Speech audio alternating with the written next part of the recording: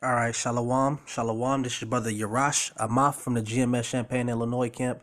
For all things, I want to give all praises unto Yahweh, Bahashem, Yahweh Shah, Bahashem Rakakwadash. I want to give double honors unto the apostles, the elders of Great Millstone. Salutations to the Akim that's pushing this truth, righteousness, and sincerity. All right. Now this is a video that came from rumble.com.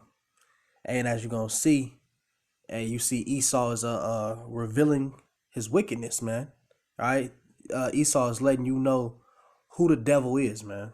I'm gonna play some of this, filtered out with the scriptures, man. Hey, showing you, hey, brothers, what brothers been saying for years. All these things are coming out to what? To be the truth. Another week, another leaked video from the World Economic Forum featuring Klaus Schwab's advisors casually discussing their plans to depopulate the planet. According to these two WEF stooges, all religious groups are opposed to the World Economic Forum because religions want more souls and the WEF wants less on the planet. So in the session we just attended here at the Economic Forum, I think there was a sense of relief actually in your frankness. You brought up some issues that others are reluctant to bring up. Always.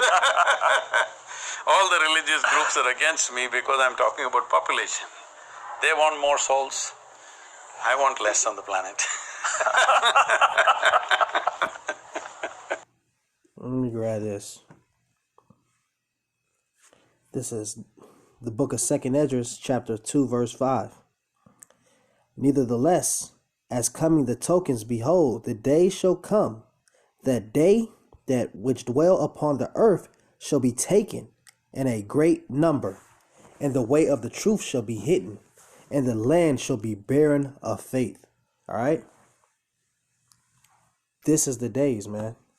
The days that's coming are finna be horrific, man.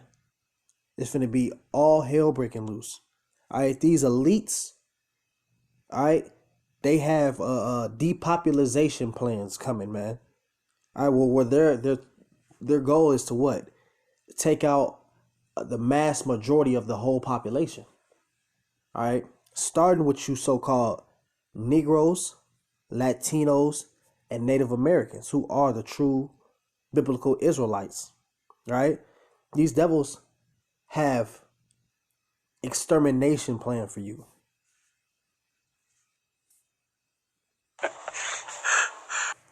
At what point do we stop and say enough? How many times does the World Economic Forum have to declare their sinister intentions before the world stops and listens? Klaus Schwab's right-hand man, Yuval Noah Harari, who has a history of saying the quiet part out loud, recently admitted what many people have long suspected. According to Harari, who is promoting his new book, the big political question of the 21st century is, what do we need so many humans for? And it's not even the first time Yuval Noah Harari has let slip regarding their plans for humanity. He recently declared that the WEF considers the vast majority of the human population to be obsolete, useless, and redundant. According to Harari, so-called common people are right to be fearful of a future in which they will be made redundant. The WEF advisor assessed the widespread anxiety among common people as being rooted in a fear of being left behind in a future run by smart people. Such fears are justified according to Harari, who spoke on behalf of the elites and confirmed, we just don't need the vast majority of you. If you go back... This is Micah 2:1. Woe to them that devise iniquity and work evil upon their beds. When the morning is light, they practice it, because it is in the power of their hands. All right. Now you see these devils, these elites. All right. They actually have the infrastructure. All right. The resources to actually commit these hideous and heinous crimes that they planned on doing, man, in which they're already in the works of doing.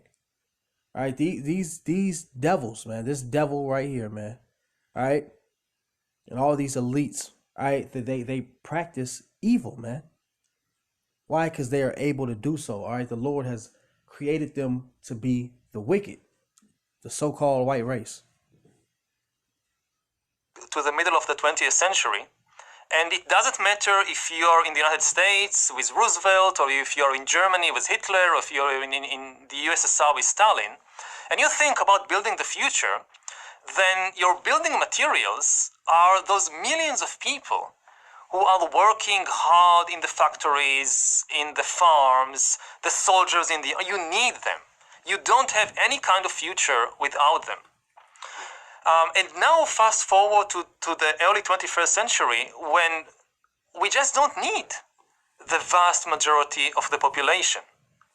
Because the future is about developing more and more sophisticated technology, like, again, artificial intelligence, bioengineering. Most people don't contribute anything to that, except perhaps for their data. And whatever people are still doing, which is useful, these technologies increasingly will make redundant and will make it possible to replace the people. Harari's comments are deeply disturbing because when they are placed in context with comments by other WEF advisors and affiliates like Bill Gates, it becomes clear that they have disablement and depopulation on their mind. And the UN is working hand in glove with the WEF. Here is Christiana Figueres letting the cat out of the bag about the plans of the elite. Isn't it true that stopping the rise in population would be one of the biggest levers in driving the rise in greenhouse gases? Is that... Well, I mean, we all know we expect 9 billion, right, by 2050. So yes, obviously less people would exert less pressure on the natural resources, and that's... So is 9 billion a foregone conclusion that's like baked in, done, no way to change that? Well, there again, there's pressure in the system to go toward that. We can definitely change those, right? We can definitely change those numbers, and we really should make every effort to change the numbers, because we are already exceeding the planetary carrying capacity today. Alan Gregg, an official founder... Look at these damn devils. Telling these devils think they can decide who the hell lives and who doesn't live, man. All right? This is Job chapter 9 verse 24. The earth is given unto the hands of the wicked. He covered the faces of the judges thereof. If not, where and who is he? All right? So these devils have the power to do these things, man. The earth is given unto the wicked. And you could tell who's ruling this place when you think about a nation of people, a race of people. Hey, the so-called white man, it's obvious who the wicked, all right, who the world is given to, man. These devils. For the Rockefeller Foundation, said the world has cancer and the cancer is man. Prince Philip, Queen Elizabeth's husband, said if he could be reincarnated, he would wish to return to Earth as a killer virus to lower human population levels. A nice guy, that Philip. Jacques Cousteau said we need to eliminate 350,000 people a day. Media mogul Ted Turner said we need a 95% decline in population. Damn. Okay, Ted, you first. These guys for the New World Order want to reduce the population of the world from its present 7 billion to 500 million. Charles Worster of the Environmental Defence Fund said people are the cause of all problems and we need to get rid of some of them. Bill Clinton signed the Biodiversity Treaty that said we need to reduce the Earth's population to 1 billion. Peter Singer, an influential Princeton professor who is teaching your children, wants to have abortions after the baby's born. You've got 28 days to decide if you want to keep it. He said Christianity is our enemy. If the animal rights movement is to succeed, we must Hold on 1 second. destroy the Judeo-Christian... Hold on 1 second. All right, this is the book, Wisdom of Solomon, chapter 12, verse 5. And also those murderers of children and devourers of men's flesh and the feast of blood. All right. These devils have no remorse for children or anything. All right. These are the devils, man. And when you look at the statistics for abortion, it's highly favored in the Negro woman than any other race. All right, so you tell who's the target, man. You Israelites, man.